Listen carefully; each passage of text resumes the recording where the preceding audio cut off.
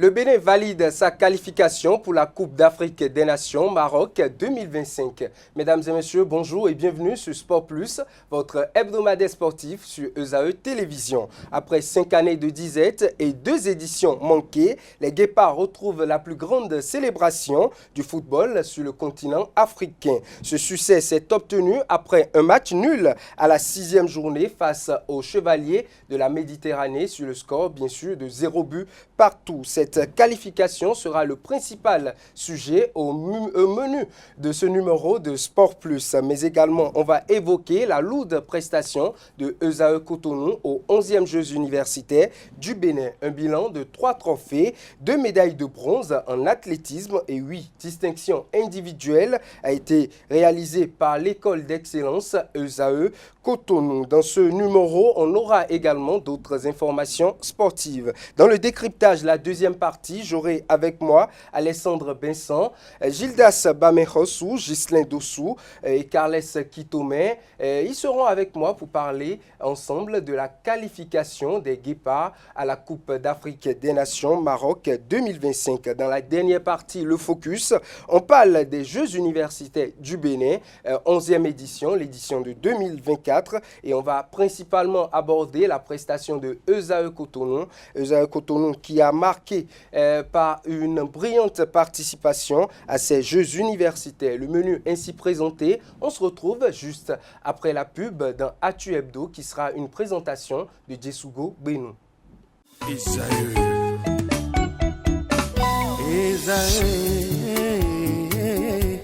Vous recherchez une école de référence pour une double formation universitaire et professionnelle de qualité? Voici l'opportunité à ne pas rater. L'École supérieure d'administration, d'économie, de journalisme et des métiers de l'audiovisuel ESAE vous offre des programmes d'enseignement en licence et en master orientés vers l'emploi qui font d'elle une référence à travers les filières de l'administration générale et territoriale, l'administration du travail et de la sécurité sociale, droit, diplomatie et relations internationales, administration hospitalière, universitaire et intendance, journalisme et métiers de l'audiovisuel et toutes les filières des sciences de gestion. Une seule adresse, www.esae.bj. Rendez-vous dès maintenant sur nos campus ESAE Bedjromende au numéro 90 93 65 21 ou au numéro 98 98 14 00. Paracourt sur le numéro 52 46 12 12. Aboumé-Calavi au numéro 52 88 44 44. Akpaka au numéro 52 88 33 33. ESAE, l'excellence a un nom.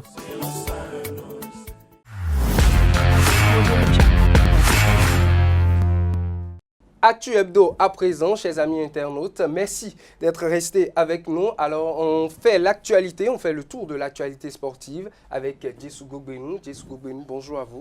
Bonjour Naldo. Alors, l'actualité sportive, c'est bien sûr la qualification des Guépards à la Coupe d'Afrique des Nations CAN Maroc 2025. Je suppose que c'est parce que les Guépards sont qualifiés que vous êtes aussi bien habillés ce soir.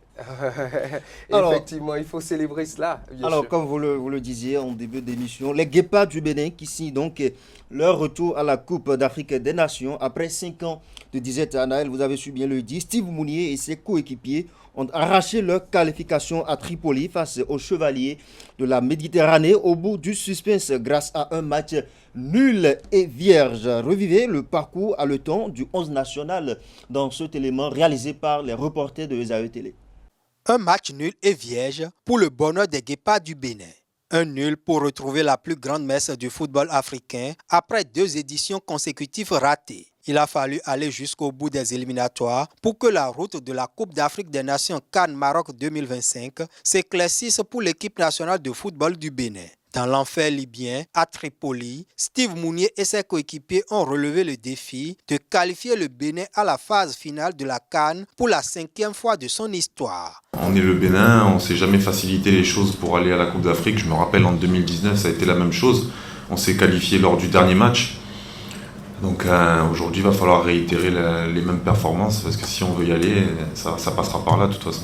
Face à un adversaire direct, les férus du Curon ont retenu leur souffle jusqu'au coup de sifflet final. Car dans l'autre match du groupe D, les Super Eagles du Nigeria se font mener 2-1 à un quart d'heure de la fin du temps réglementaire. Et un but des Chevaliers de la Méditerranée allait tout chambouler. Les Guépards du Bénin vont tenir le score et terminent deuxième du groupe D avec 8 points, le même total que les Rwandais, mais un avantage particulier, synonyme de qualification. Avant cette 6e et dernière journée fatidique, les poulains de Gernot Rohr auraient pu arracher leur ticket. D'abord, lors de la 4e journée à Kigali, après avoir ouvert le score, les Amavubi vont les renverser 2-1. Le spectre d'une élimination va envahir tout un peuple. Ensuite, c'est à la bande de Victor Osimhen de les écœurer avec un but en toute fin de match lors de la 5e journée. Le Bénin a raté les CAN 2021 et 2023 en perdant le match décisif de la dernière journée de la campagne qualificative. Et dirigeants, et membres du staff technique, et joueurs, et supporters se posent la même question. Va-t-on être éliminé à nouveau de la même façon? La réponse, les Guépards ont vaincu le signe indien. En septembre, Gernot Rohr et ses protégés avaient démarré les éliminatoires par une lourde défaite face au Nigeria, 0-3. Maintenant, place au travail pour préparer au mieux l'expédition marocaine où le Bénin a obtenu sa plus grande performance à une CAN, un quart de finale. Et juste après cette qualification, le public béninois s'est exprimé au micro de nos reporters. Suivez-les plutôt.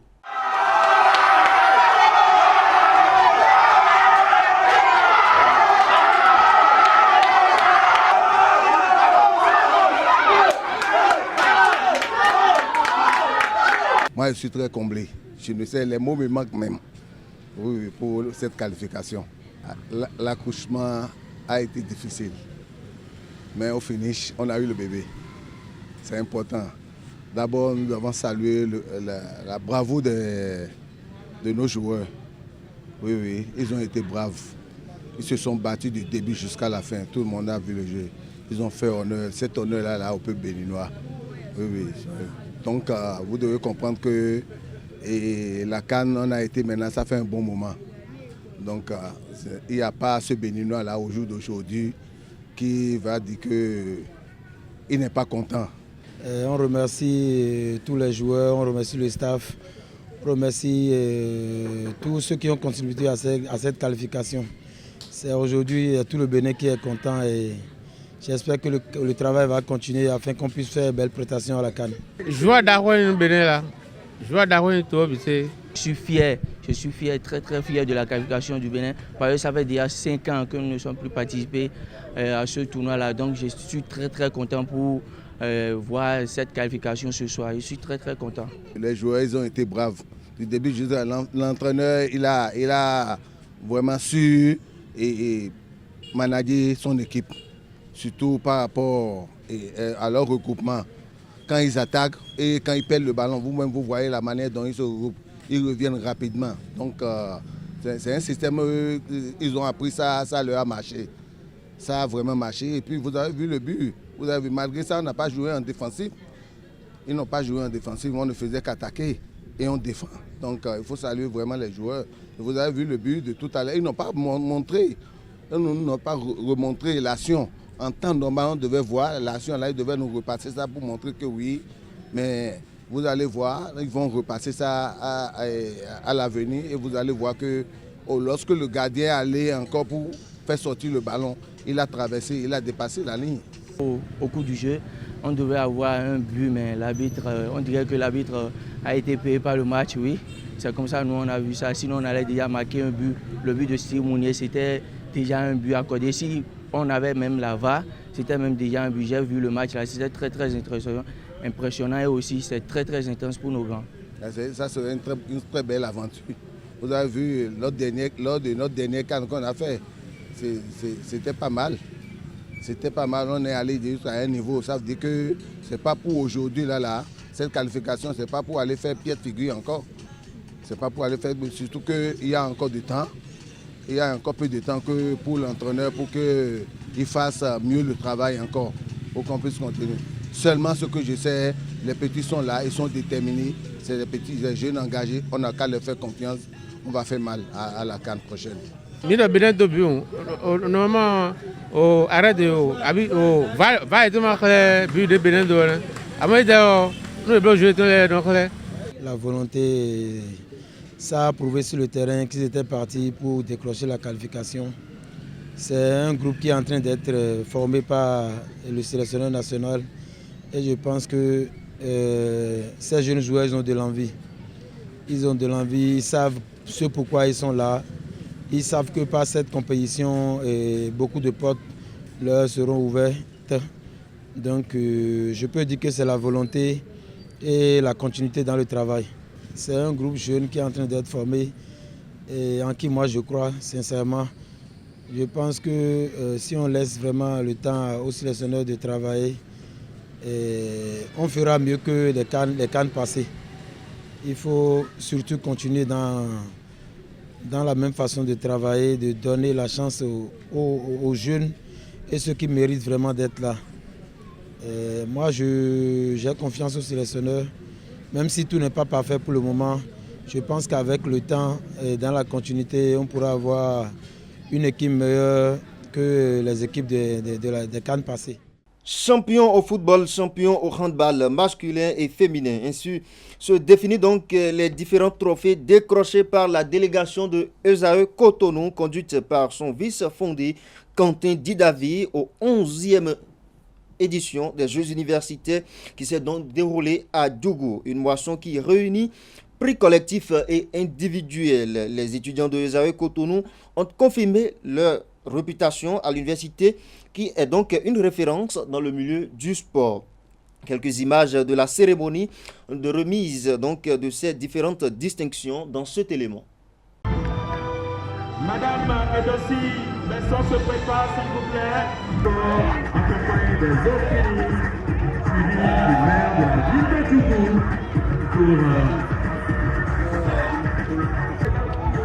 pour ESAE Cotonou. Et au moment de la remise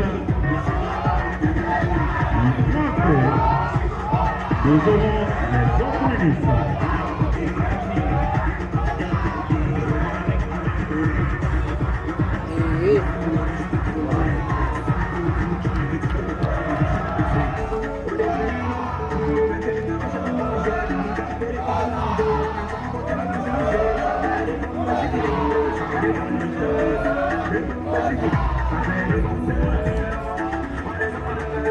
De remise du géant trophée de l'équipe championne au niveau des hommes football. Bravo! Félicitations! Les fanatiques qui accompagnent ce destin!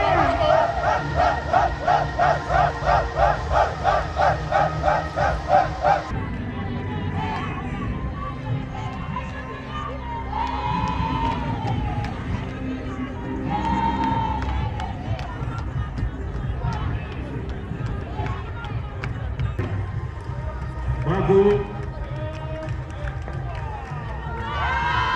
Bravo. On va retrouver les hommes à présent.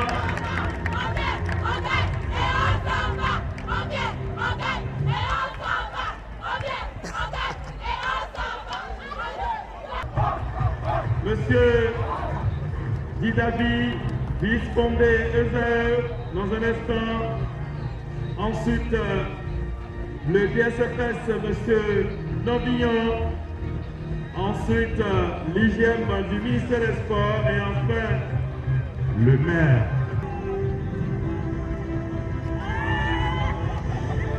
Voilà,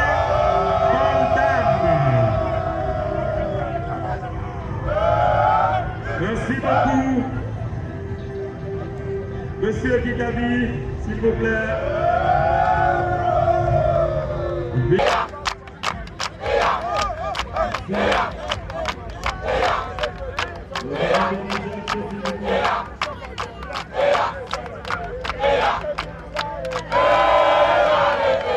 Et cette récolte couronne donc l'excellent travail abattu par les dirigeants de l'Université de l'Excellence.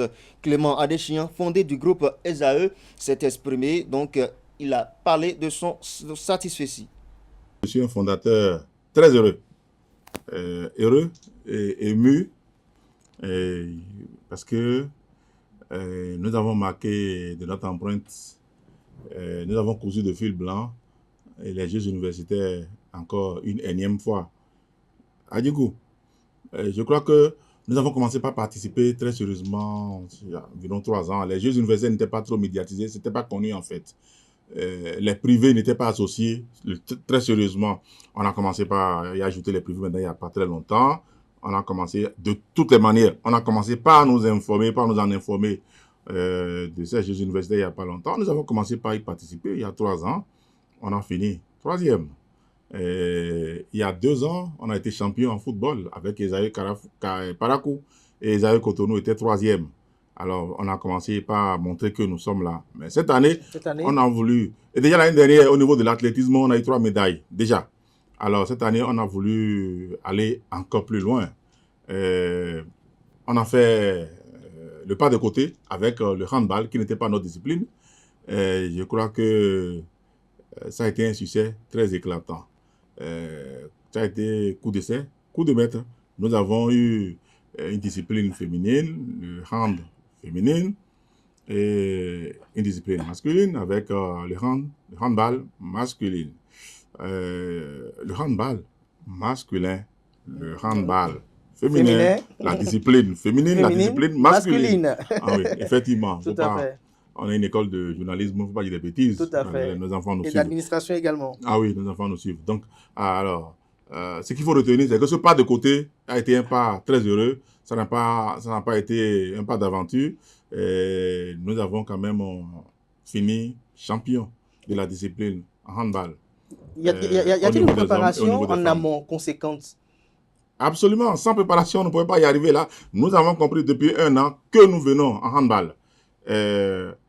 Et alors, nous avons noué un partenariat avec la fédération béninoise de handball. Je remercie le président Sidikou Karim et mon jeune frère Sidikou Karim, avec tout son bureau, ils ont été disposés à nous recevoir et à nous proposer cette plateforme de collaboration.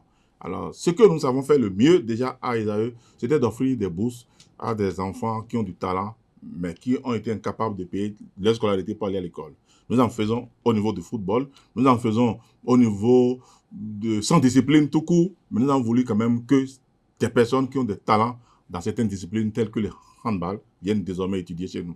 Alors ce partenariat a permis quand même d'installer des boursiers à l'école depuis l'année dernière. Et de former une belle équipe performante. Et on ne connaît pas travailler, la pépinière a commencé par prendre. Et on a pu monter sur tous nos campus, on a pu les regrouper, d'avoir une équipe féminine et une équipe masculine. Et le résultat est là. Ils ont fait sensation aux Jeux universitaires. J'avais de la peine pour les autres équipes parce qu'il n'y avait même pas match. Tellement les cas étaient grands. Vous savez, quand vous suivez le handball à la télé, la sensation est si forte que les résultats sont étriqués. Ça finit souvent 32-33 et 35-34. Mais quand vous avez suivi ce qui s'est passé avec nous, quand on est à 30, ceux qui nous suivaient étaient à 12 ou à 13. Donc on a écrasé. Franchement, quoi. C'était une victoire écrasante. On a écrasé. Il n'y avait pas match. C'était une bérésina, tout simplement. Donc, il y a de quoi être fier que ces enfants, vraiment, ils nous ont honorés. Ce qui n'est pas le cas au football, parce qu'au football, déjà, on nous connaît. Donc, on nous attend chaque année que ça va être difficile. On était champion l'année dernière, mais ils vont venir encore cette année pour nous écraser. Je crois que les universités du public, là, ne se peuvent pas toujours. L'UAC et puis l'UP. Et à Parakou. L'université de Parakou. Oh ouais, il ne se peut pas chaque fois quand il s'agit de Esaü. Donc, vous avez vu la finale diffusée à l'ORTB. Ça a été très chaud, très chaud. Ça n'a pas été facile. C'est un score très étriqué, 2-1. Mais on dit que le football se joue à 11 contre 11. Et à la fin, c'est Esaü qui gagne. Et nous avons gagné. Vous avez gagné. Nous avons gagné, nous avons eu le trophée. Le point des distinctions de Esaü Cotonou à cette 11e édition des Jeux universitaires. Nous parlons à présent, il s'agit donc du champion des JUB 2024 au football masculin, meilleur gardien au football masculin, Marius Adjehoda, meilleur buteur au football masculin, Sartunin Govo. Au handball féminin, champion des JUB 2024 au handball féminin, meilleure gardienne en handball, Rosine Abiala est son nom. Meilleure buteuse en handball féminin, Mariama Kone. Meilleure joueuse en handball féminin, Farima Diakité. Au handball masculin, à présent, amis internautes, champion des JUB 2024 au handball masculin, meilleur buteur Meilleur joueur, donc, nous avons Benoît Humbo. Meilleur buteur, Marcelin Nyolonfon. Meilleur gardien, il s'agit de Gilbert Danhossou. En athlétisme à présent, amis internautes, médaille de bronze en 1500 mètres. Médaille de bronze en 400 mètres. L'homme s'appelle Victor Pedji. Démarré le 15 novembre dernier dans un hôtel de Cotonou, la première édition du championnat d'Afrique de football de table et l'Assemblée générale de la Confédération se sont achevés le dimanche 17 novembre. Les bafistes béninois ont remporté le trophée dans la catégorie simple et les Togolais dans la catégorie duel. Quentin Amonsou pour le compte rendu. Nous sommes rassemblés ce jour à l'occasion de l'Assemblée générale de la CAF et de la Coupe d'Afrique des Nations de baby-foot, la première édition. Nous sommes à la dernière journée. Et cette dernière journée a vu les bafistes béninois remporter le trophée dans la catégorie simple opposé aux Togolais. Dans la catégorie duel face au Nigeria, le Togo s'en sort vainqueur. C'est parce que hier, il nous a battu un peu en duo. Et aujourd'hui, on a décidé de prendre le single. Et j'ai fait beaucoup d'efforts pour leur montrer ma performance dans le jeu. En fait, je dirais que c'est le jeu, tout jeu. Avec le temps, je pense qu'il y a un mois d'amélioration, surtout à notre niveau pour le solo, puisque c'est une très bonne initiative qui a été mise en place. Mais vu la situation et aussi le jeu en face, c'est ce qui a fait qu'on a perdu la première phase, mais pour le duo, et Dieu a permis d'en rapporter. Et je compte que les secondes éditions qui arriveront, on va faire de notre mieux. À l'issue de l'Assemblée générale de la CAFT, Delano Kiki devient le nouveau président de la Confédération. Alors les statuts et règlements ont été revus et nous avions maintenu notre siège au Congo démocratique, à Kinshasa précisément. Et nous pouvons dire que ce mandat est placé sous le signe des actions.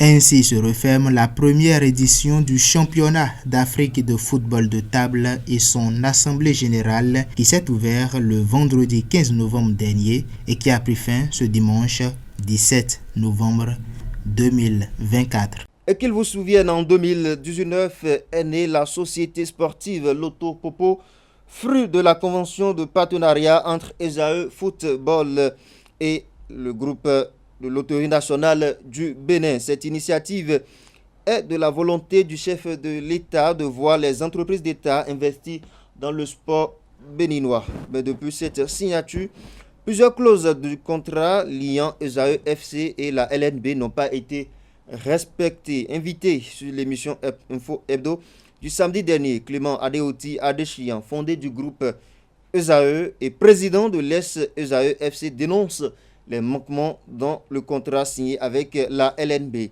Suivez-le dans cet élément. C'est la même convention que les clubs... Est-ce que Loto Popo appartient toujours à Esaü ou le club a été vendu? Non, on ne vend pas un club de football. On ne vend pas une association, c'est une convention de partenariat. La convention de partenariat qui est signée, qui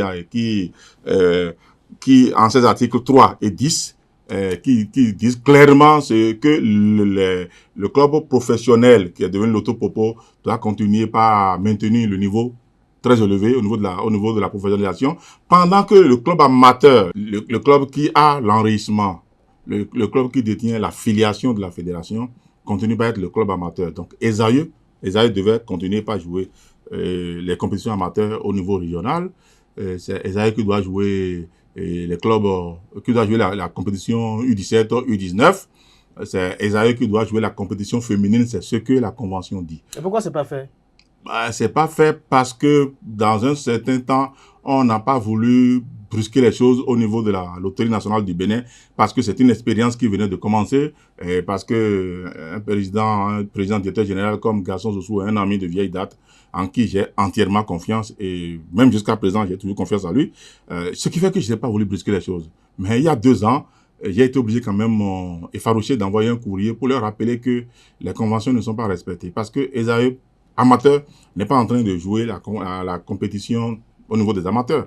Alors que nous avons de la pépinière. Vous avez vu les enfants qui gagnent des compétitions. Mais une fois la compétition universitaire terminée, ils sont au repos, ils ne jouent pas. Et qu'est-ce qu'on doit faire de ces talents-là? Ils sont obligés d'aller ailleurs, d'aller jouer dans d'autres clubs qui les solliciteraient. Mais c'est dangereux pour nous, pour la préparation que nous faisons à la base. Alors, il y a quelques mois, le mois d'août, nous avons fait le déplacement d'aller rencontrer l'actuel directeur sportif de l'Autopopo, M. Wilfrido Aïbatin, qui nous a vraiment reçu, un monsieur très sympathique, qui n'a pas malheureusement la baguette magique pour régler le problème. Il est lié par le conseil d'administration, il est lié par la direction générale de la Loterie nationale du Bénin, et il n'a pu rien. Mais le directeur général, vous le connaissez personnellement? Oui, mais si je suis obligé d'en parler maintenant, c'est parce que là, je crois que s'il n'y a pas de solution, on va aller au contentieux, parce que je n'aurai pas d'autre choix, parce que j'ai des comptes à rendre. J'ai des mandants, l'association sportive n'appartient pas à une seule personne. Je suis le président, mais je ne suis pas seul. Mais il ne faudrait pas qu'on continue à me demander à un moment donné qu'il a vendu le club. Si le club ne joue pas une compétition amateur, c'est qu'il a vendu, le club. Il a cédé le club, il a pris de l'argent.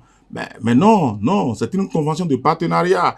Et une convention de partenariat. Et le forfait qui a été remis à l'époque pour compenser un peu les dépenses qu'on venait d'effectuer pour la dernière compétition africaine, l'année où nous signons la convention, c'est connu de tout le monde, nous l'avons diffusé. Et si on doit capitaliser l'historique de Esaü depuis sa création pour le vendre, eh ben écoutez, la Loterie nationale du Bénin ne pouvait pas acheter Esaü FC, c'est pas possible. Il n'en aurait pas les moyens pour acheter si on devait vendre, c'est pas possible. Malgré toute la cagnotte. Mais il ne pouvait pas. Comment vous pouvez acheter un club qui a une historique, qui jouait en première division, qui a fini 2 fois deuxième et qui a joué 2 fois la Coupe d'Afrique? Vous savez combien on engage pour une Coupe d'Afrique? C'est au moins 300 millions. Et l'année où on a été en phase de poule. Mais s'il devait même rembourser seulement les 300 millions, il devait faire comment? L'année où nous avons joué, la deuxième année où on a été joué au Maroc, en période presque de Covid, où il n'y a pas de vol, on a dû affréter la Royal Air Maroc pour aller jouer. Si on devait les attribuer ça, ils allaient rembourser comment? On ne peut pas vendre une association, c'est pas possible. C'est une convention, c'est un forfait, un forfait. Est-ce que demain vous pouvez décider de reprendre votre club? Si la Loterie nationale du Bénin ne sont pas capables de respecter la convention, mais nous allons reprendre les AIFC. Advienne que pourra. C'est ce qui va se passer et l'Autopopo va disparaître. Où ils iront commencer leur prouesse, leur processus à partir d'une ligue amateur pour monter progressivement. Mais c'est simple, la preuve. Il y a eu mes intelligences entre la CNSS et AS Cotonou.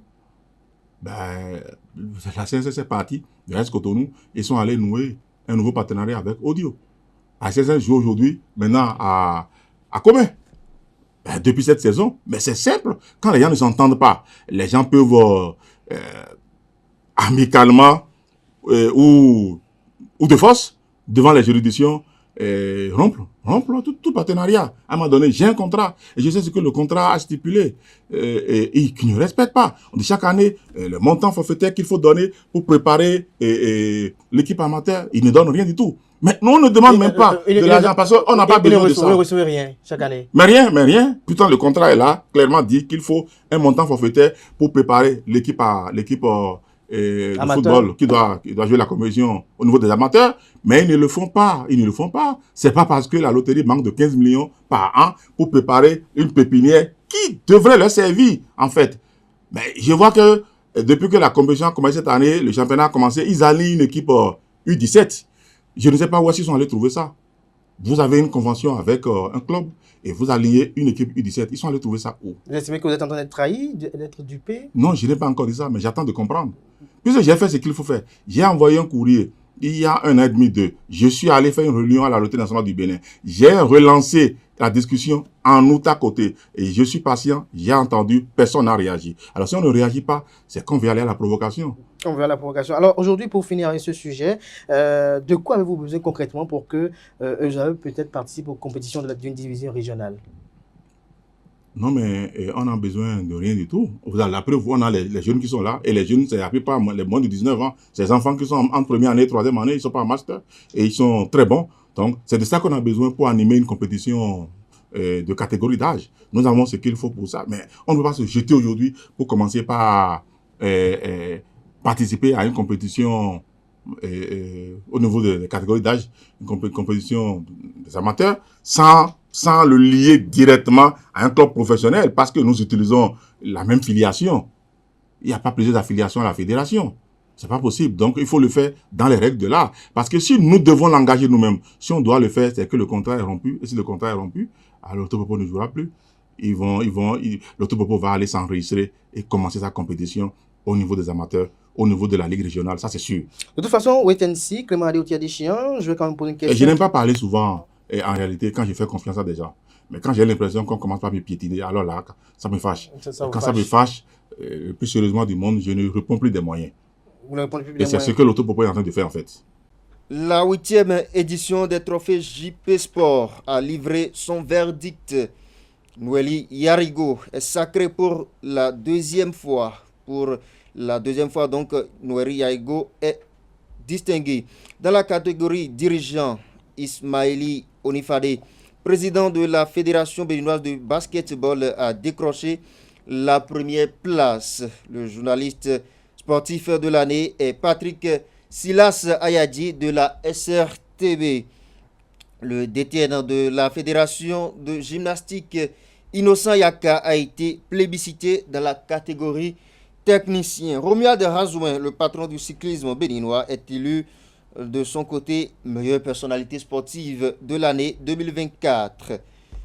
La Confédération africaine de football, CAF, a révélé ce lundi la liste des 5 finalistes au titre de joueurs africains de l'année 2024, souvent qualifiés de Ballon d'Or africain. Cette sélection réduite par rapport aux 10 nommés initiaux dévoilés en octobre, met en avant des joueurs ayant brillé tant en club qu'en sélection.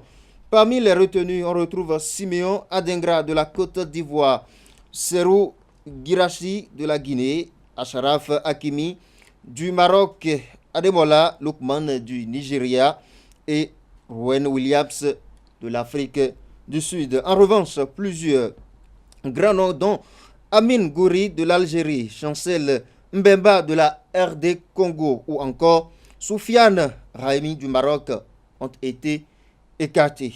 Les choix de la CAF semblent cette fois répondre à une certaine logique. Lookman, 14e au dernier Ballon d'Or mondial, fait figure de favori face à Guirassy et Adengra, ce dernier étant champion olympique avec la Côte d'Ivoire. Acharaf Hakimi, de son côté, médaillé de bronze au JO de Paris, et Rowan Williams, meilleur gardien de la dernière CAN, complète cette sélection de haut niveau. La cérémonie de remise des trophées se tiendra le 16 décembre prochain à Marrakech, où le lauréat sera désigné par un jury d'experts.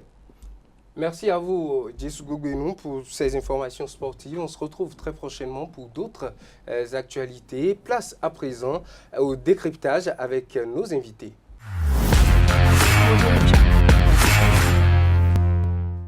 Le décryptage à présent, chers amis internautes, on se retrouve avec nos invités. Ils sont 3. Alessandro Vincent, bonjour à vous. Anaël, bonjour et bonjour aux amis internautes de Zahir TV. Alors, un nouveau parmi nous avant de revenir au coach, Gildas Bamerossou, bonjour à vous également. Bonjour Anaël, et c'est un plaisir pour moi de partager ce plateau avec vous. Plaisir partagé. Alors, coach, entraîneur de football, président de club, Ghislain Dossou, bonjour à vous également. Bonjour Anaël, bonjour à tous. Alors, on se retrouve principalement pour parler de la qualification du Bénin à la Coupe d'Afrique des Nations. Il me plaît de commencer par Gildas. Le Bénin qui retrouve la CAN après, je vais dire, un match nul, simple, fort simple, qui profite de la victoire légère de l'équipe du Rwanda sur le Nigeria pour pouvoir obtenir cette deuxième place qualificative. Déjà, en tant que sportif, qu'est-ce que cela vous fait, le Bénin qui retrouve la CAN? J'avoue que ça n'a pas été facile. Ces 2 dernières éditions, les Béninois, les Guépards nous ont habitués à des éliminations à la toute dernière journée. Donc on s'attendait pratiquement à ça également pour cette fois-ci, mais ils nous ont agréablement surpris. Je dirais que c'est des sentiments de joie, de satisfaction et un ouf de soulagement d'enfin remarquer que les Guépards ont renoué avec la plus belle des compétitions footballistiques sur le continent africain, et je pense que c'est un sentiment de joie qui anime la plupart des Béninois qui sont fans du sport, qui sont fans du foot, et félicitations aux Guépards et félicitations également à nous tous qui sommes supporters des Guépards. Alors Alessandre Vincent, la joie, ça se lit sur votre visage, mais hier le Bénin est juste passé à côté également d'une défaite qui pourrait éliminer cette équipe parce que c'était très serré. En fin de match, vous étiez en train de croire toujours à cette qualification où, comme Gildas, vous vous attendiez peut-être à une surprise, une élimination à la dernière minute, comme c'est arrivé les 2 années et les 2 éditions précédentes. Vous savez, la rencontre d'hier, c'était pas quand même une rencontre où il faut aller pour dire on veut dribbler, on veut faire ceci. Non, la rencontre d'hier, c'était aller faire le résultat. Et le résultat, c'était soit la victoire ou un match nul. Et bien avant cette rencontre, vous verrez que le sélectionneur national Gernot Roy avait déjà lancé le mot d'ordre. Il disait simplement qu'ils vont à Tripoli pour aller prendre les 3 points. Quand on dope le moral à ces poulains de cette manière, je pense qu'on ne peut qu'observer ce que nous avons vu hier face à cette équipe de la Libye. On a quand même eu des Béninois qui étaient très combatifs. Vous verrez que ce soit du bloc défensif jusqu'au niveau de l'attaque, ça défendait ensemble, on revenait en derrière ensemble, ça monte ensemble. C'est-à-dire quand même que les jeunes savaient que c'était le dernier. Il faut vraiment négocier ce dernier virage pour permettre au Bénin de ne pas louper ce rendez-vous, quand même la grande messe du football africain, de ne pas pouvoir rater ça. Je pense qu'on ne peut que vraiment féliciter les Guépards. C'est d'abord des motifs de satisfaction pour le journaliste sportif que je suis, parce que comme on le dit, il n'y a jamais de grands reporters sportifs sans grands événements sportifs. Et le Bénin est déjà absent depuis 2 éditions passées. Donc à l'unanimité au niveau de notre corporation, tout le monde est d'accord, parce que là, tout le monde est heureux, autant pour moi, parce que nous revenons encore devant de la scène. On va pouvoir commenter pas seulement les rencontres des autres pays, mais on aura l'occasion maintenant de parler de nos joueurs, de mettre la lumière sur la plupart de nos joueurs à l'international, et c'est déjà bien. Maintenant, comme motif de satisfaction également, c'est que tout le peuple est unanime, la joie est revenue. C'est vrai que nous avons livré la plupart de nos matchs des éliminatoires loin de notre pays, et ça faisait que certains étaient un peu frustrés, certains observaient le truc de loin. Mais aujourd'hui, maintenant, je pense que la joie est revenue, et c'est à Cotonou, au Bénin, que nous allons maintenant fêter notre qualification. C'est déjà bien. Une qualification qui sera fêtée tout à l'heure même, avec le retour des Guépards. Ghislain, vous étiez heureux également hier pour cette qualification, sûrement. Comme tout Béninois. Comme tout Béninois, c'est ce que nous retenons, la qualification, malgré la manière, comme l'a dit le confrère Alexandre. Nous ne sommes pas partis pour aller chercher à faire un beau jeu. Le plus important, c'était d'avoir la qualification après les 90 minutes, et ça s'est fait. Donc voilà, nous sommes trop contents, très en joie, et nous allons vite nous remettre au travail pour préparer la phase finale. Alors pour préparer la phase finale, une phase finale que le Bénin avait connue jusqu'en quart de finale il y a de cela quelques années, est-ce qu'aujourd'hui le Bénin peut réaliser une telle prestation à nouveau, selon vous, Gildas? Ouais, pourquoi pas? On avait une canne. Le Bénin a les armes de réaliser, quand nous voyons l'effectif, l'équipe d'aujourd'hui, la performance pendant ces éliminatoires, est-ce que le Bénin pourra? Je pense qu'on a les âmes, et Gernot a les âmes, parce qu'il a rajeuni cette équipe-là. C'était un objectif pour lui, il a atteint. Et je dirais que cette équipe jeune du Bénin a pris le pouvoir, a su gérer les choses. Conséquence, nous sommes qualifiés pour la prochaine Coupe d'Afrique des Nations. Maintenant, est-ce qu'on a les moyens d'aller plus loin que notre dernière participation?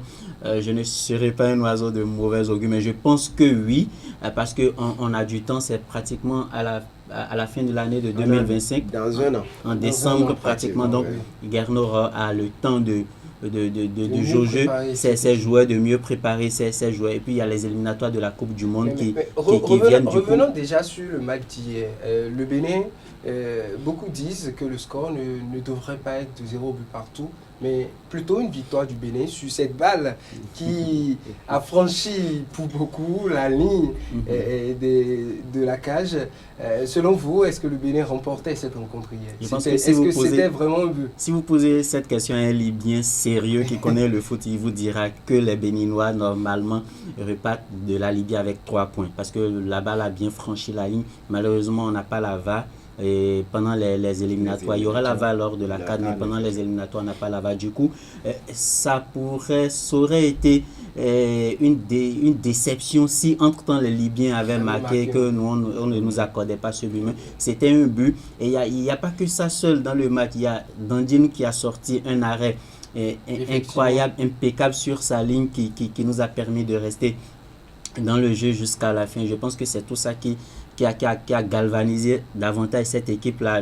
Notre défenseur central qui prend un carton pratiquement en début de match, comment il s'appelle, Tidjani. Et pour moi, c'est que bon, ça allait réduire son volume de jeu, son agressivité, mais heureusement pour nous, il n'a pas changé son jeu. Il est resté constant, il a dit mais bon, je suis un joueur, je joue au haut niveau, donc c'est pas ce carton-là qui va m'empêcher d'évoluer comme j'ai l'habitude de le faire. Donc il est resté constant. Je pense que c'est ce mental-là qui a permis à cette équipe des Guépards du Bénin de revenir à la maison, de se surpasser, de revenir à la maison avec cette qualification qu'on attendait depuis plusieurs années. Une qualification très attendue, Ghislain, pour la CAN.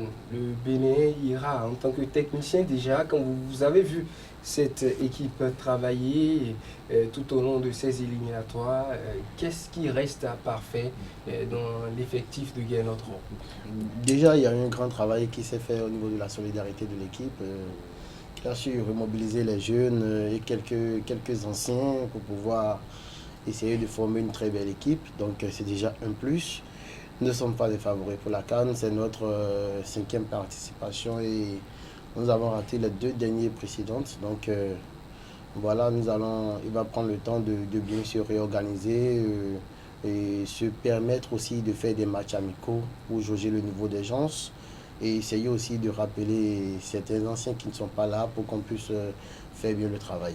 Alors, rappeler les anciens, vous êtes du même avis, Alessandro? Oui, pour moi, je pense que de maintenant, du moins, jusqu'à la prochaine CAN qui est en décembre, on a vraiment du temps. Les choses vont vraiment évoluer. C'est-à-dire que certains sont là aujourd'hui et que peut-être, probablement, on va peut-être plus retrouver à l'édition, à la CAN du côté du Maroc. C'est-à-dire que leur carrière va pouvoir donner une suite de la même manière. On aura d'autres talents qui vont émerger, que ce soit au plan local comme à l'international. C'est-à-dire quand même que beaucoup vont se passer. Mais la seule chose qu'on doit retenir, et quand on met l'euphorie de côté, c'est qu'à l'unanimité, on est d'accord qu'il y a des choses à corriger au niveau de notre sélection nationale. Ça, là, on ne va pas perdre ça de vue. Pour le moment, nous allons faire la fête. Nous allons pouvoir dérouler le tapis rouge à Gaynor Rock, que ce soit, et du moins, c'est de même qu'à l'ensemble de l'effectif. Mais après ça, je pense qu'on va pouvoir poser les bonnes questions, pouvoir titiller comme il faut pour les amener à corriger ce qu'il faut corriger. Sinon que quand on prend l'effectif, vous verrez que Gaynor, au moins, il a eu le courage de rajeunir l'effectif. Quand vous prenez notre défense, on a eu une défense centrale pratiquement très jeune, que ce soit Tidjani, que ce soit Yohan Roche, c'est pratiquement une défense expérimentale, mais ils ont quand même reconduit. Vous allez dans le couloir, vous avez Woro Tamimo également, qui a joué hier, qui a pris la place de Rachid Moumouni et qui était blessé. Kiki, on le connaît déjà là. Vous venez au niveau du milieu de terrain, vous verrez qu'il a donné la chance à la jeunesse et cette jeunesse a vraiment su saisir l'occasion, a saisi la pêche comme on le dit. Vous verrez Doku Dodo, vous avez vu, il y a Imran Hassan, on a Junior Laitan. Bon, je prends celle-ci d'Ameda, je me dis c'est quand même le grand frère au niveau mais vous verrez quand même que c'est des jeunes à qui on a fait confiance et qui n'ont pas du tout démérité. Ils ont su vraiment prendre le contrôle et c'est ce qu'on demande à notre joueur. Pour épuiser le temps hier, on a vu Gaynor qui a opté pour Ghislain Audo qui est venu pratiquement dans les dernières secondes également. Et il faut dire que le sélectionneur aujourd'hui fait confiance en la jeunesse pour performer. Merci. Et Ghislain, il a quitté le championnat, c'est le championnat béninois. C'est vrai qu'aujourd'hui il évolue du côté de la Tunisie, mais c'est un peu produit de Dadjer, de notre championnat. C'est-à-dire quand même que quand on travaille, le résultat est toujours là. Et nos jeunes dans le championnat local doivent vraiment prendre ça là comme exemple et dire qu'ils ont leur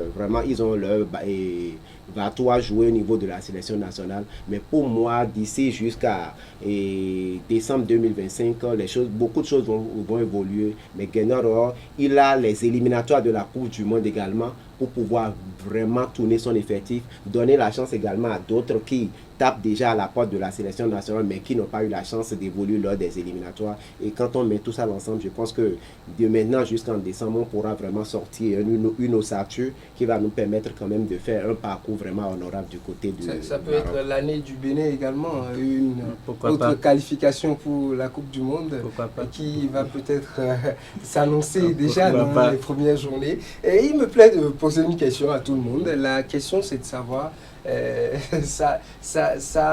la question est sortie depuis quelques heures, vu la prestation du Nigeria et tout.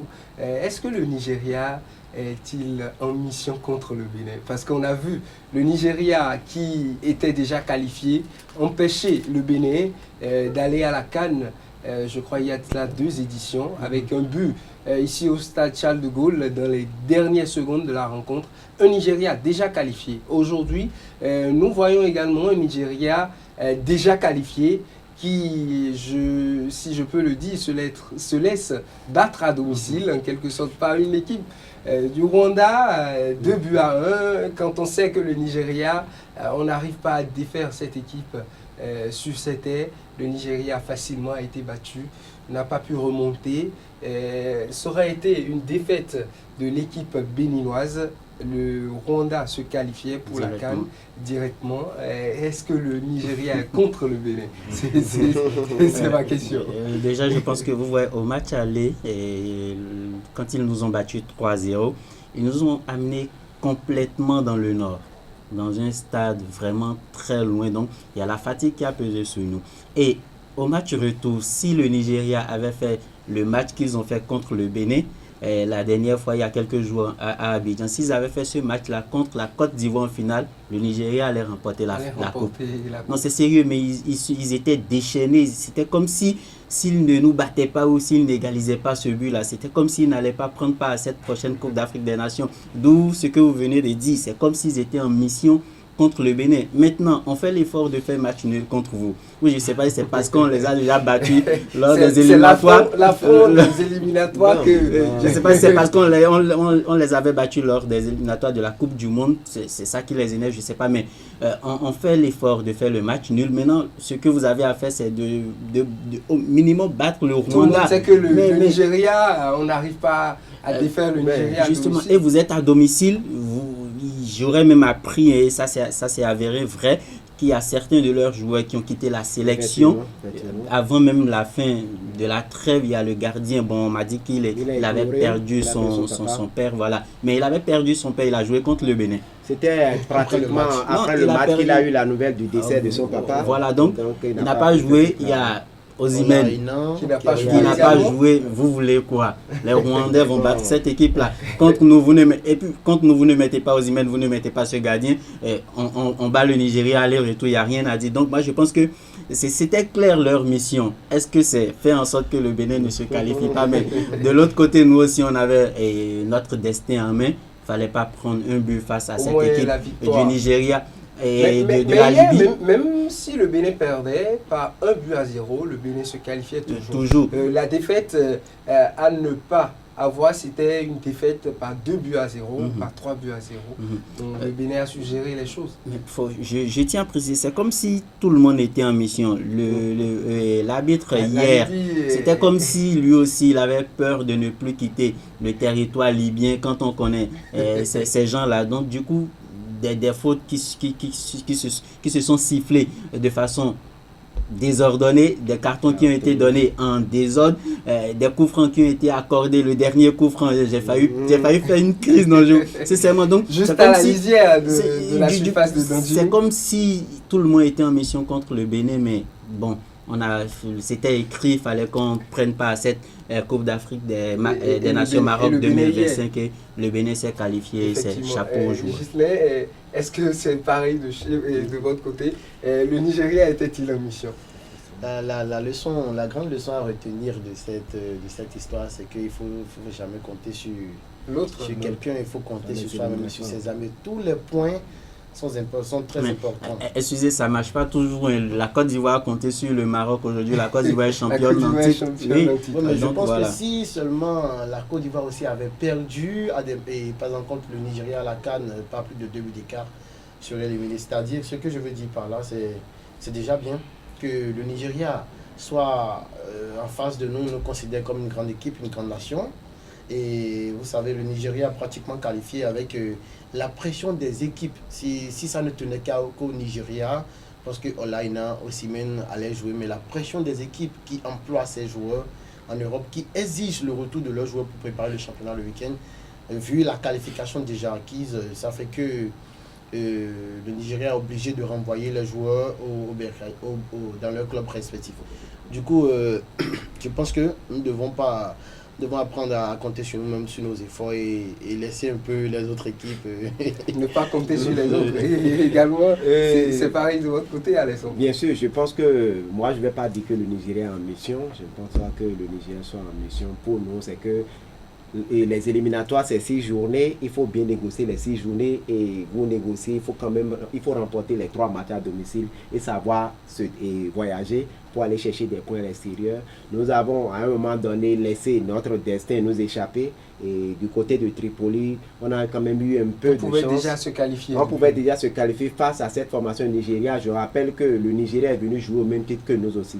Le fait que le Nigeria est égalisé, moi je ne leur impute rien comme truc là. Je ne vais pas leur prêter d'intention. Je dis simplement que nous avons su mal négocier ces 15 dernières minutes face au Nigeria du côté du stade Félicia lors de la 5e journée, et ça nous a suivi juste du côté de Tripoli, et malheureusement pour nous on a su vraiment négocier. Sinon pour moi, que le Nigeria ait gagné ou ait perdu, c'est pas là le plus important. C'est que les Béninois doivent savoir que football c'est 90 minutes, 6 journées d'éliminatoire, il faut pouvoir négocier l'ensemble des 6 matchs correctement, ne pas compter sur les autres, et tout peut bien et bien se jouer.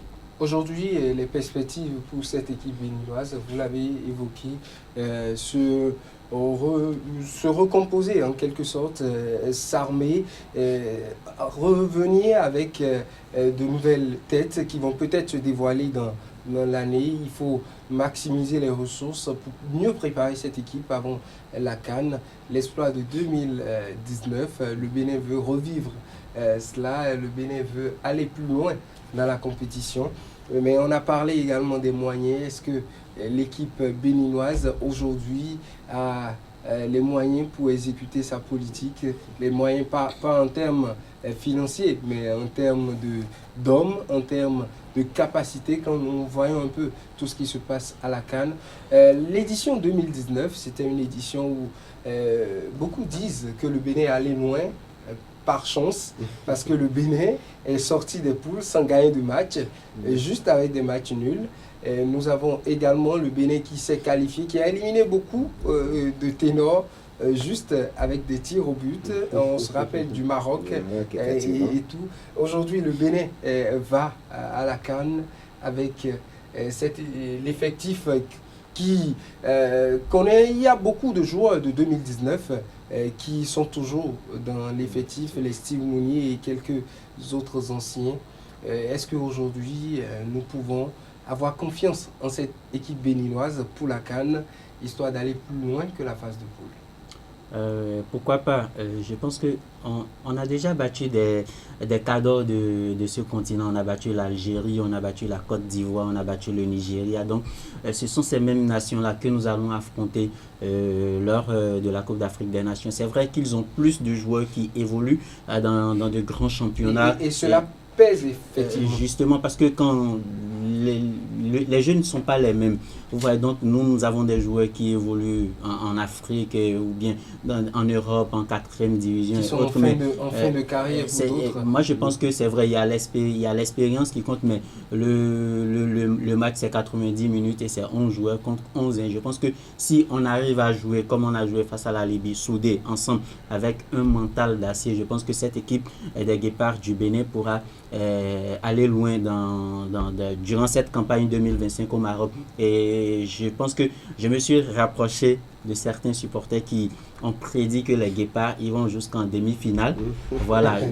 Maintenant, si l'équipe... Je me rappelle de cette blague que Carles Kitomé a lue quelques heures avant l'émission où le monsieur disait que dans son rêve qu'il avait vu le Bénin éliminer le Nigeria pour les quarts de finale que la finale était face au Maroc et le Bénin revient avec la Coupe d'Afrique. Donc on a dit c'est juste après ça, il faut apprendre à tirer des zones positives. Donc des gens m'ont dit voilà les Guépards iront jusqu'en demi-finale. Maintenant s'ils ont la chance ils iront en finale. Moi je pense que c'est possible. Mais et comme Alessandre l'a dit tout à l'heure, on a le Guerno a toute une année. Dans le réalisme, est-ce que le Bénin peut? C'est possible, c'est possible. Écoutez, c'est possible. Personne ne sait. Regardez par exemple les Comoriens. Ça fait plusieurs années qu'ils sont en train, ça fait plusieurs éditions qu'ils sont à la CAN. Le Comore, c'est combien d'habitants? C'est au plus 1 million.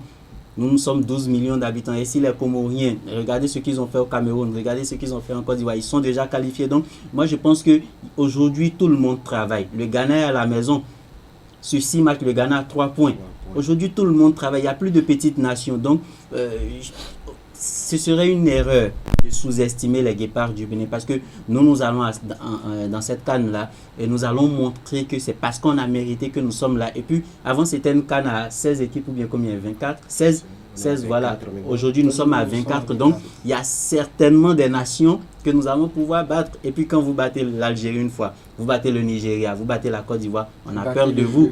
Le Maroc, voilà. Quand on revoit le Bénin à la CAN, on a certainement peur de vous. Donc, moi, je pense que cette équipe de Guépards ira loin. Je préfère mettre tout ce qu'il y a comme analyse dernièrement là sous le coup de l'émotion générée par la qualification. On ne va pas se mettre la pression. On va célébrer. On va célébrer. On a encore un an devant nous pour préparer cette canne, que le Bénin soit en demi-console. Je pense que ça, c'est une pression inutile qu'on se donne. On aura le temps de préparer la canne. Mais la seule chose qu'on peut faire dès maintenant, là, c'est d'abord de commencer par bien animer notre championnat pour donner la chance à d'autres jeunes de pouvoir se révéler. C'est la chance qu'on doit, et certains de nos joueurs qui sont à l'étranger doivent pouvoir commencer par travailler parce que c'est quand vous avez plus de compétition dans les jambes, quand vous jouez un championnat plus huppé, vous avez plus de compétences sur le terrain, vous arrivez quand même à rivaliser avec ceux qui viennent d'ailleurs. Les Ivoiriens, les Sénégalais qu'on a, c'est pas deux choses. Ils ont assez de jeunes qui sont en deuxième division, en première division, et ces jeunes, dans des championnats bien huppés, quand ils reviennent, ils ont ce qu'il faut pour pouvoir défendre les nations. Donc, pour le moment que le Bénin aille demi-finale ou pas, je pense qu'on va pouvoir mettre ce débat-là d'un côté. On va plutôt maintenant tourner nos regards par rapport à notre championnat, par rapport à comment permettre à certains de nos joueurs de pouvoir évoluer dans leur club, et le reste, ça va se jouer. Je pense que le football, c'est la préparation. Il faut préparer à travers les jeunes catégories. Il faut pouvoir donner la chance au championnat de révéler d'autres talents, au sélectionneur, parce que lui, il n'est pas entraîneur, il est sélectionneur. Il dit qu'il observe tout le monde. Alors qu'un entraîneur est là pour entraîner tout ça, il repère les meilleurs. Et quand on se qualifie comme ça, c'est une occasion pour d'autres binationaux de pouvoir se signaler. Quand on va à la CAN, c'est même une très bonne occasion pour un pays de pouvoir découvrir d'autres talents béninois qui se retrouvent ailleurs. Et c'est encore l'occasion, on aura encore d'autres qui vont se révéler. Certains qui résistaient d'abord pour honorer les couleurs nationales, je pense que certains d'entre eux vont pouvoir revoir leur position. Donc, on a un an devant nous, les choses vont... Mais est-ce que ce n'est pas opportuniste? Opportuniste dans ce sens que nous avons des hommes qui... L'histoire s'est posée également lorsque Niger Football Club s'était qualifié pour la Coupe de la Confédération africaine. Nous avons des joueurs qui ont réussi à décrocher une qualification. Nous allons peut-être nous retrouver avec, à la CAN avec l'effectif qui est quasiment réassemblé. On enlève beaucoup de joueurs pour amener d'autres qui n'ont forcément pas participé à cette qualification. Est-ce que ce n'est pas... Je sais que vous êtes, et de vous à moi, vous savez carrément que même les joueurs qu'on a utilisés pour les éliminatoires, certains ont été décriés. Mais on a eu quand même la chose, on a eu quand même l'objectif. Il faut renforcer, mais il faut pas merci, c'est le mot que vous avez utilisé. Non, pas désosser. En football, il n'y a pas de sentiment. Quand on veut atteindre un objectif, on se donne les moyens. Se donner les moyens, c'est pouvoir donner la main au meilleur. Et si ceux qui sont là aujourd'hui veulent être de la CAN Maroc 2025, ça passe par la performance dans leur club et ils seront au rendez-vous. Donc, les binationaux, c'est quoi le souci avec eux? Ils veulent être sûrs que quand ils vont s'engager, quand ils vont venir jouer pour le Bénin, ils veulent être sûrs que le Bénin a les armes nécessaires pour aller loin en compétition. Mais il faut venir pour amener le Bénin. Justement, donc il faut étudier d'abord. Il y a tout ça là qui pèse. Et moi je pense que venir maintenant. Mais c'est le football qui est comme ça. Les grandes compétitions, c'est comme ça. On sacrifie toujours certains pour pouvoir atteindre des Le coach l'a dit tout à l'heure. Le coach l'a dit, il a dit quelque chose tout à l'heure. On a un entraîneur avec nous qui s'est qualifié pour les Jeux universitaires mondiaux qui vont se dérouler en Allemagne en 2025. Alors, si vous avez votre équipe de Zaïre Cotonou, par exemple, qui pour la CAN et pour ces Jeux mondiaux, est-ce que vous allez désosser complètement et prendre peut-être des meilleurs qui vont se révéler? C'est pas totalement la même chose parce qu'il faut chercher que c'est les étudiants du Isaïe qui peuvent défendre les couleurs au niveau de Isaïe. Non, mais là quand l'équipe se qualifie, ça devient une équipe nationale. Ça devient une équipe. Donc d'autres viendront, il n'y a qu'un souci. C'est obligatoire. Il n'y a rien à faire, d'autres viendront. Moi, je pense qu'il y a quelque chose qui est important parce que le coach l'a rappelé quand on a commencé cette émission. Il a dit on a un effectif qui est soudé. C'est-à-dire, je pense que depuis que Steve Mounier est devenu capitaine de cette équipe, il a su créer cette relation-là entre les joueurs et le staff et le coach et entre les joueurs eux-mêmes. Donc, il y a cet aspect-là qu'il ne faut pas oublier. Maintenant, parce que vous n'êtes pas sans savoir que depuis ces éliminatoires, on n'a jamais cessé de parler de ces joueurs qui sont sans club, qui ont toujours été convoqués. Donc, s'il y a meilleur que ceux-là qui sont en club, qui sont titulaires, qui jouent tous leurs matchs avec leur club et qui ont la possibilité d'amener le Bénin loin, il n'y a rien à dire, il n'y a pas de sentimentalisme là-dedans. On leur fait confiance et on leur fait appel. Merci à vous, Gildas Bamerossou, merci à vous, Alessandre Besson, le coach Ghislain, merci à vous également. C'est la fin de ce décryptage, le Bénin qualifié pour la Coupe d'Afrique des Nations. On est heureux et on espère aller au Maroc. On va se préparer pour aller de l'autre côté, pour faire vivre au peuple béninois tout ce qui va se passer là-bas. Je vais rester avec vous, Alessandre Besson, et rester avec le coach Ghislain pour parler des Jeux universitaires du Bénin, édition 2024. Le coach qui a réalisé une belle prestation là-bas. On va parler de la prestation de Zaïre Cotonou. Il va nous présenter son trophée et également on va aborder tous les contours de cette compétition qui a qualifié l'équipe de Zaïre Cotonou aux Jeux mondiaux universitaires qui vont se dérouler en Allemagne, pas Maroc, c'est pas la CAN, en Allemagne en 2025. Chers amis internautes, on se retrouve tout de suite dans le Focus.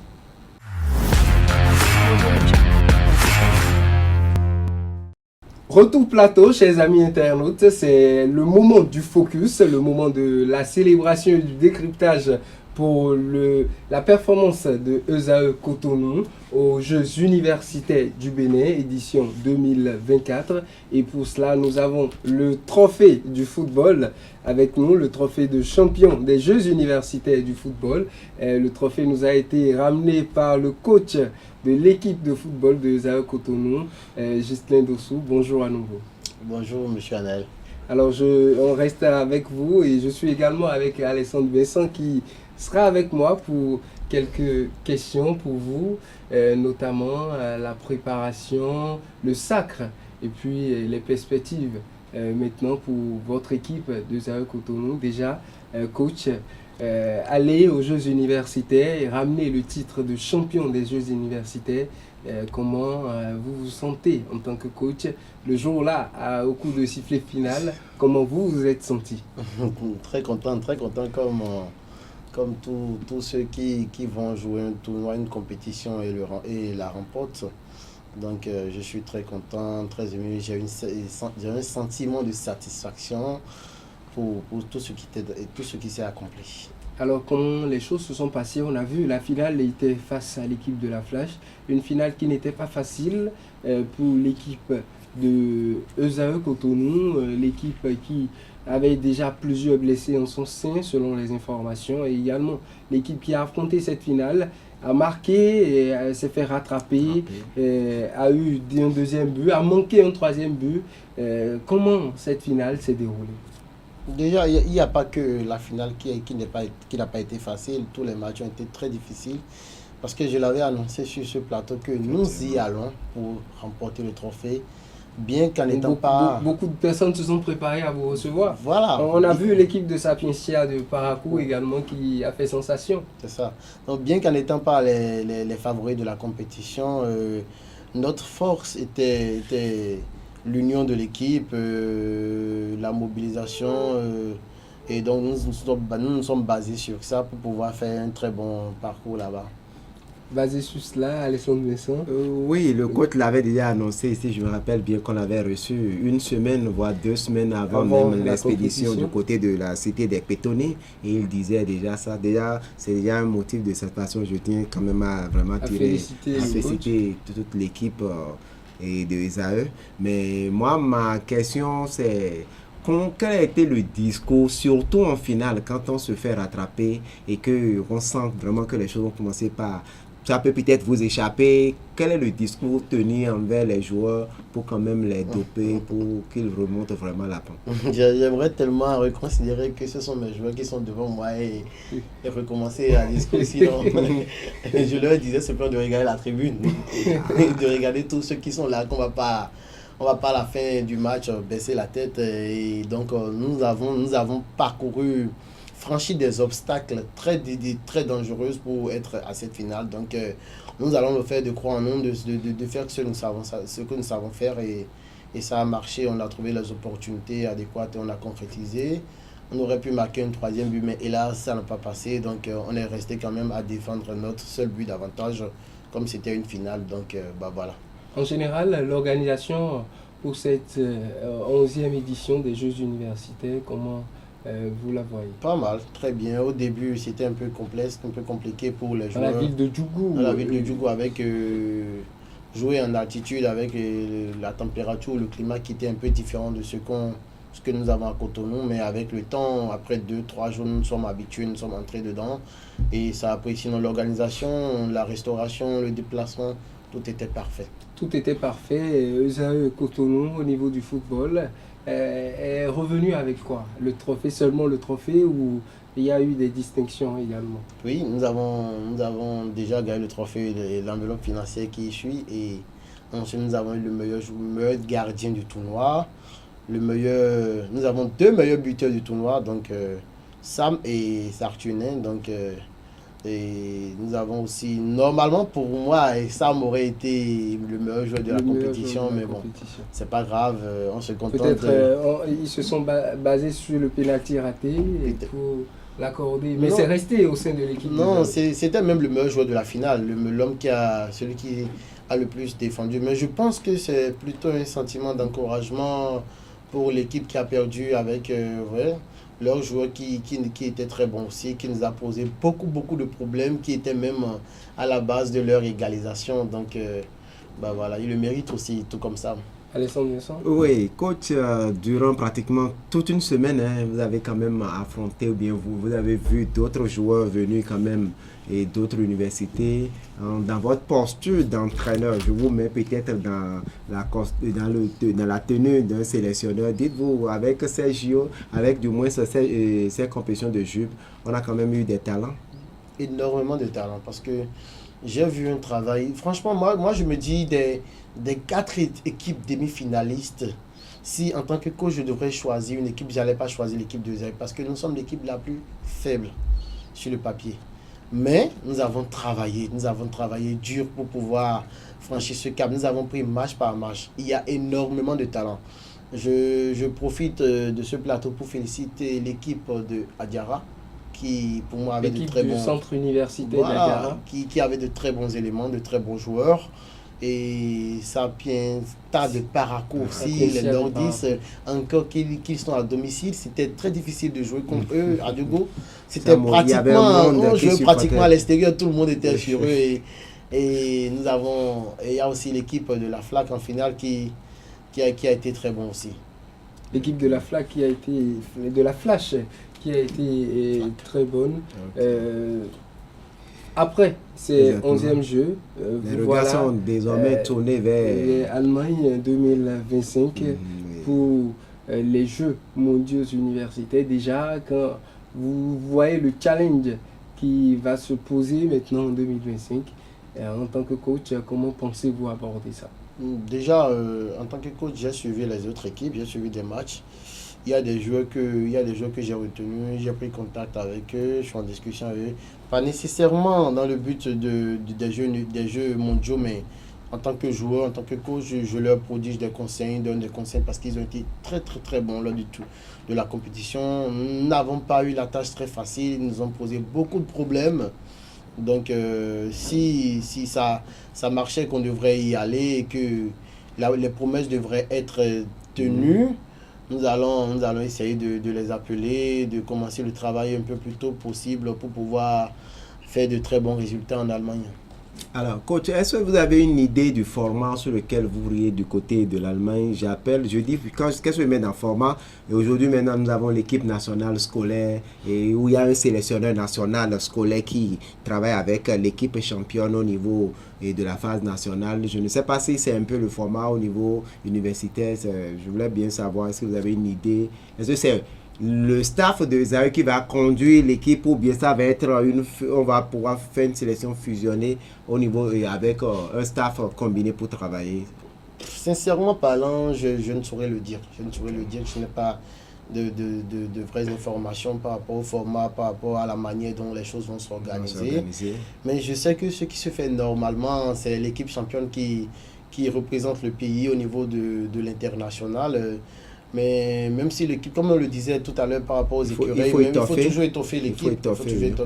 En termes d'encadrement technique comme joueur, parce que là, Esaü ne défend plus Esaü, mais c'est le Bénin que Esaü défend maintenant à l'international. Donc on fédère plus les énergies étoffées pour pouvoir vraiment défendre valablement la couleur nationale.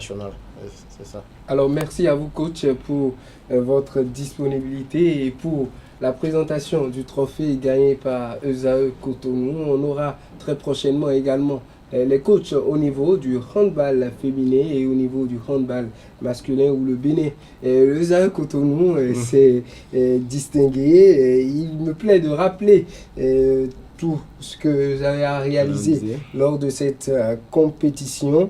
Nous avons eu à ces 11e Jeux universitaires, Esaü qui a été champion des JUB 2024 au football masculin, et c'est ce qui a donné ce trophée. Esaü qui a eu également le meilleur gardien de la compétition au football masculin. Il s'agit bien de Marus Adjehoda, et également le meilleur buteur de la compétition au niveau du football masculin, Saturnin Govon. Au niveau du handball féminin, nous avons également Esaü champion des JUB au niveau du handball féminin. Nous avons eu la meilleure gardienne du tournoi, Rosine Abiala. Nous avons eu la meilleure joueuse du tournoi qui répond au nom de Farima Diakinte. Nous avons également eu la meilleure buteuse du tournoi, Mariama Kone. Et au niveau du handball masculin, on a été également champion des Jeux universitaires du Bénin édition 2024. Nous avons eu le meilleur joueur du tournoi. Il s'agit bien sûr de Benoît Hongbo. Nous avons eu le meilleur buteur, Marcelin Nyonfon, le meilleur gardien de la compétition, Gilbert Danrossou. En athlétisme, Esaü Cotonou s'en sort avec 2 médailles de bronze.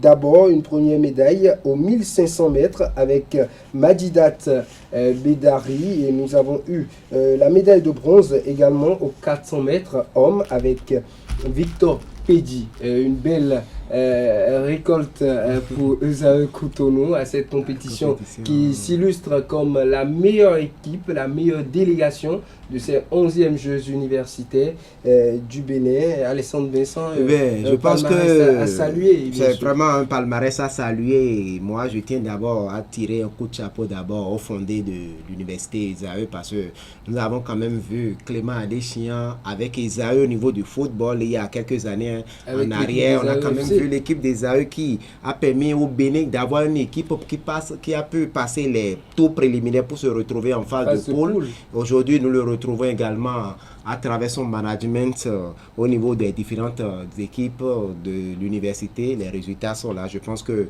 quand ceux qui maîtrisent le travail prennent les choses en main, les résultats sont toujours là. Et surtout cette promotion au niveau de l'université à travers le sport, donner la chance aux jeunes de pouvoir se révéler. C'est pas seulement les papiers. Les gens n'ont peut-être pas la chance d'aller intégrer les clubs professionnels pour jouer parce que les études les obligent. Et je pense que les jeunes universitaires sont quand même un creuset qui leur donne la chance de pouvoir se montrer. Et quand on donne la chance à plusieurs disciplines, c'est vraiment à saluer. Vous avez souligné un point important, les gens n'ont pas la chance d'étudier quand ils font le sport. Et ESAE a eu une idée salvatrice. L'idée est de permettre à tous ceux qui sont sportifs de rejoindre l'université à titre boursier pour leur permettre de faire des études en même temps qu'ils évoluent dans le sport. C'est ce qui a donné lieu l'année passée au partenariat avec la Fédération béninoise de handball pour permettre à tous les handballeurs qui désirent faire des études universitaires d'intégrer les rangs de l'université ESAE. Et également au niveau du football où beaucoup de joueurs ont intégré l'école pour pouvoir avoir des bourses d'études et étudier. Et aujourd'hui, ça se prépare également au niveau du volleyball et au niveau du basketball. Donc très prochainement, c'est sûr que les Jeux universitaires du Bénin édition 2025 vont probablement voir ESAE débarquer avec une délégation complète au volleyball, au basketball, au handball, au football, en athlétisme. Tout sera du côté d'ESAE et c'est une réussite pour les dirigeants d'ESAE de faire valoir le sport, de valoriser le sport, de permettre aux sportifs d'avoir des avenirs, d'avoir de l'avenir dans les universités, de décrocher des diplômes pour aller plus loin, pour se permettre d'avoir d'autres La culture de l'excellence, c'est pas seulement dans les salles de cours, mais je pense que ESAE est en train de montrer le chemin au milieu du sport universitaire. Vous l'avez dit, il faut confier les choses à ceux qui savent mieux le faire. Bien sûr. Et nous avons eu ESAE Cotonou qui a fait sensation à ces Jeux universitaires. ESAE Football Club a fait sensation au niveau du Bénin à la Coupe CAF. Ces dirigeants doivent être valorisés, doivent monter en grade au niveau des disciplines sportives. Puisqu'ils savent beaucoup faire, ils font beaucoup pour le sport du Bénin. Chers amis internautes, c'est tout pour ce numéro de Sport Plus. On va se retrouver très prochainement avec les autres entraîneurs des autres disciplines de ESAE Cotonou pour présenter également les trophées, les médailles reçues et également on aura d'autres actualités, la préparation de l'équipe béninoise, le contentieux qui est en train de naître entre ESAE Football Club et la Loterie nationale du Bénin qui ne respecte pas ses accords vis-à-vis du club. Il y a beaucoup d'informations et nous allons revenir sur ces informations à travers le décryptage avec nos chroniqueurs. Chers amis internautes, merci d'être restés parmi nous et on se retrouve à très vite.